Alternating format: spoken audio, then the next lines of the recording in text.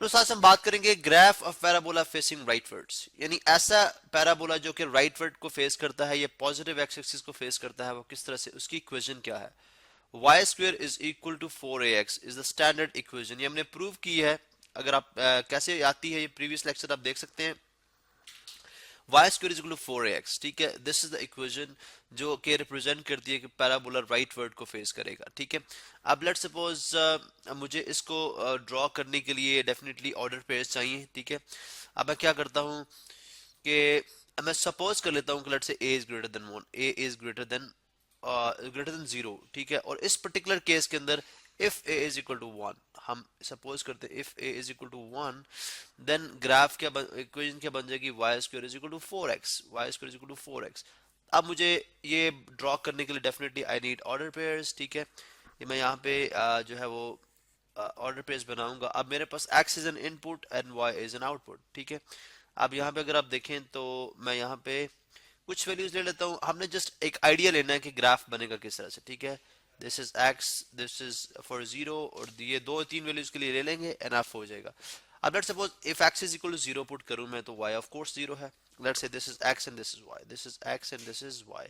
अगर मैं x 0 put कर दूं तो y of course 0, because 4 into 0 is 0, ठीक है। 4 मल्टीप्लाई बाय 0 0। अब अगर मैं x 1 पुट करता हूं, if x is equal to 1, y कितना हो जाएगा, y square is equal to 4 into 1, 4 into 1 is 4, so y square is equal to 4. That means y is equal to plus minus 2, plus minus 2. So that means it is plus minus 2, ठीक है, plus minus 2।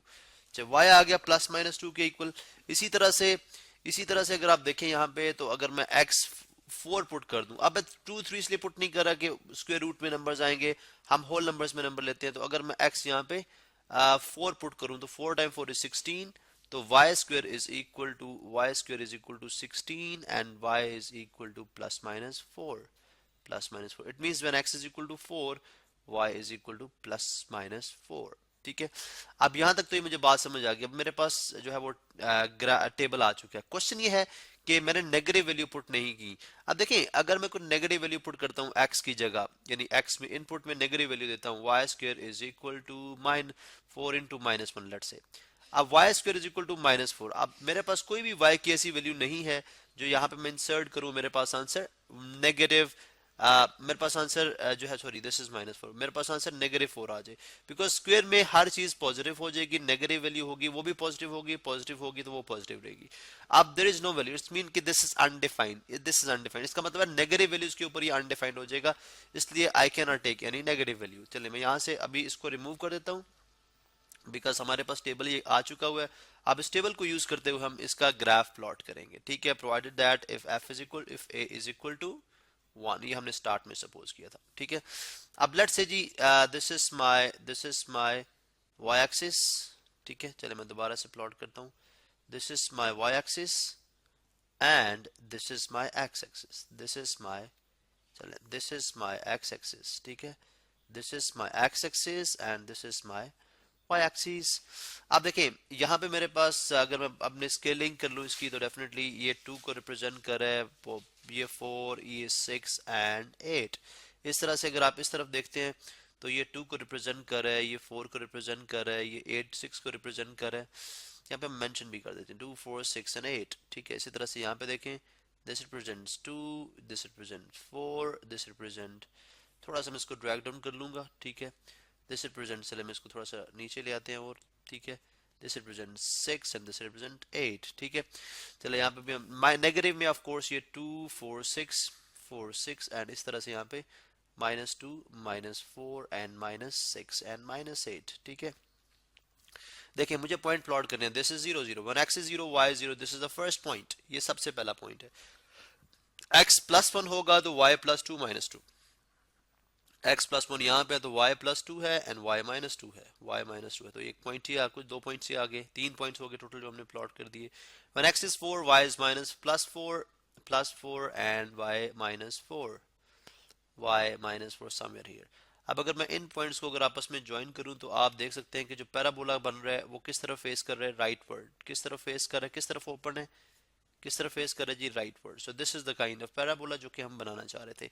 सो हमने graph of parabola facing rightwards, तो ये rightward face कर रहा है towards positive x axis, ठीक है, towards positive x axis, this is negative x axis.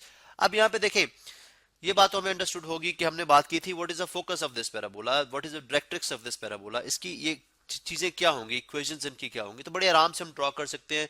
Go to the definition of parabola या जो एक्सेंट्रिसिटी की बात हमने की थी, this if this point is a focus, ये जो है this point is a focus, and what is focus, focus अगर आप देखें, let's suppose instead of one I say A, अगर मैं उसको ए ही कह लूं तो इसका मतलब है एक्स जो है वो ए होगा, ठीक है, एब्सिसा ए होगा और ऑर्डिनेट जीरो, एब्सिसा ए होगा और ordinate zero. And what is the directrix, of course अगर यहां से लेके यहां तक का डिस्टेंस ए है तो यहां से लेके यहां तक का डिस्टेंस क्या होगा, negative A, this is negative A. और यहां से अगर मैं एक लाइन ड्रॉ कर दूं जो कि पैरेलल टू वाई एक्सिस हो, so this is called the directrix of this parabola, इसको बोलेंगे जी डायरेक्ट्रिक्स ऑफ दिस पैराबोला। चूंकि हमने बात की थी the distance in between point, let's suppose this point is M, ठीक है, this point is F and this point is, चलें दिस पॉइंट इज हम कह लेते हैं, दिस पॉइंट इज चलें z and this point is m, this point is m, f z से लेके डिस्टेंस z m तक का डिस्टेंस सेम है। So this is the reason why parabola के अंदर जो एक्सेंट्रिसिटी होती है वो 1 होती है, ठीक है। अब अगर आप देखें दिस इज कॉल्ड डायरेक्ट्रिक्स, इसकी इक्वेशन क्या है, ठीक है, this is called directrix, directrix, directrix, and what is the equation of directrix, very simple, equation of directrix is x is equal to minus a, x is equal to negative a, because अब x आपने negative a हर point पे देखें, x negative a है, y can take any value लेकिन x negative a होगा। इसी तरह से what is the equation of vertex, क्या है, वर्टेक्स के लिए सबसे पहले हम एक्सिस ड्रॉ करते हैं।